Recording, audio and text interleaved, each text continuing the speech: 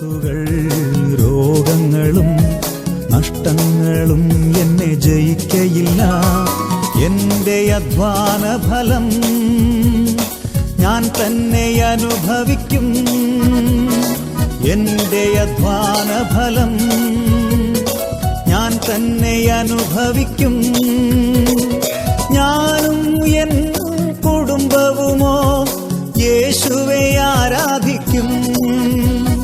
തൻ വചനം അനുസരിക്കും, മാതൃകയായി ജീവിക്കും. ഞാനും എൻ ദൈവവചന ചിന്തകൾ കേൾക്കുന്ന എല്ലാ മാന്യ ശ്രോതാക്കൾക്കും ക്രിസ്തീയ വന്ദനം.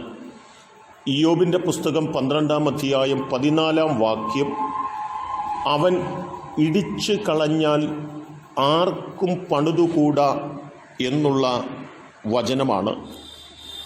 അത്യുന്നതനായ ദൈവം ഇടിച്ചു കളഞ്ഞതിനെ, തകർത്തു കളഞ്ഞതിനെ പണിതെടുക്കുവാനും കൂട്ടിച്ചേർക്കുവാനും ഈ ലോകത്ത് ഒരു മനുഷ്യനും സാധ്യമല്ല എന്ന് ഇയ്യോബ് ഓർമ്മപ്പെടുത്തുകയാണ്.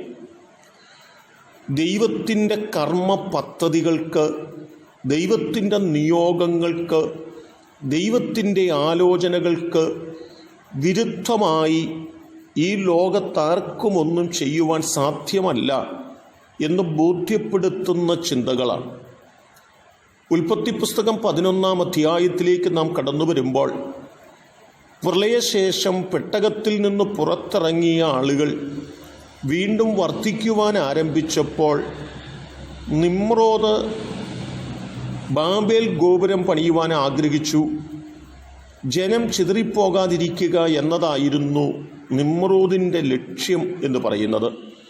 എന്നാൽ അത് ദൈവത്തിൻ്റെ നിയോഗമല്ലാത്തതുകൊണ്ട് ആ ബാബേൽ ഗോപുരം പണിതുകൊണ്ടിരിക്കുമ്പോൾ തന്നെ യഹോവയായ ദൈവം അവരുടെ ഭാഷ കലക്കിക്കളയുകയും ജനം വിവിധ സ്ഥലങ്ങളിലേക്ക് ചിതറിപ്പോകുകയും ചെയ്യുന്നതിന് അത് കാരണമായി തീർന്നു എന്ന് പറഞ്ഞാൽ, ബാബേൽ ഗോപുരം പണിയുക എന്നുള്ളത് ദൈവത്തിൻ്റെ പദ്ധതിയിലുള്ള കാര്യമല്ലാത്തതുകൊണ്ട് അത് പണിയുവാൻ ആഗ്രഹിച്ച നിമ്രോദിൻ്റെ ലക്ഷ്യങ്ങൾ അതിൻ്റെ സമാപ്തിയിൽ എത്തിച്ചേർന്നില്ല എന്നതാണ് നാം തിരിച്ചറിയേണ്ടത്.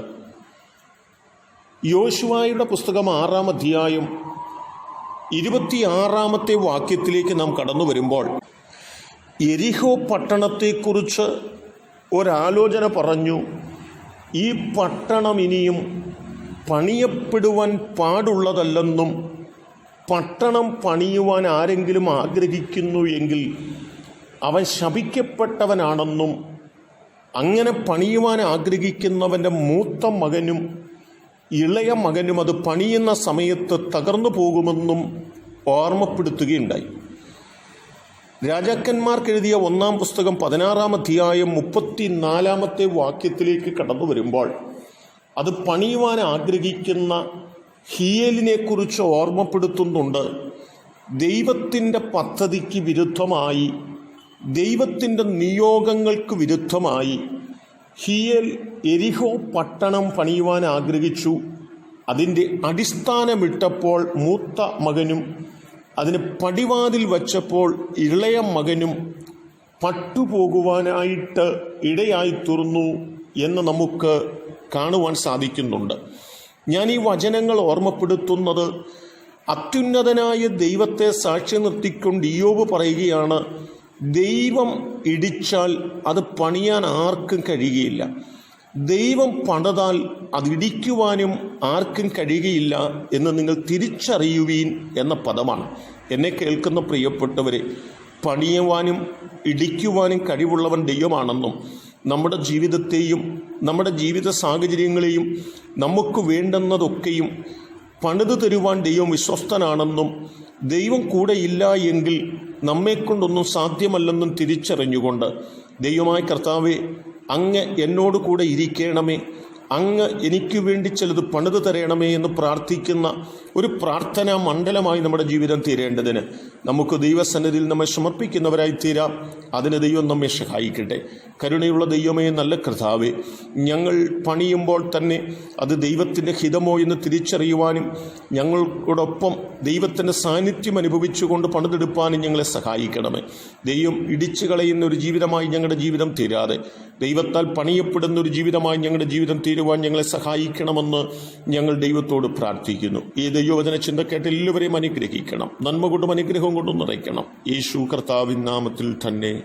ആമേൻ.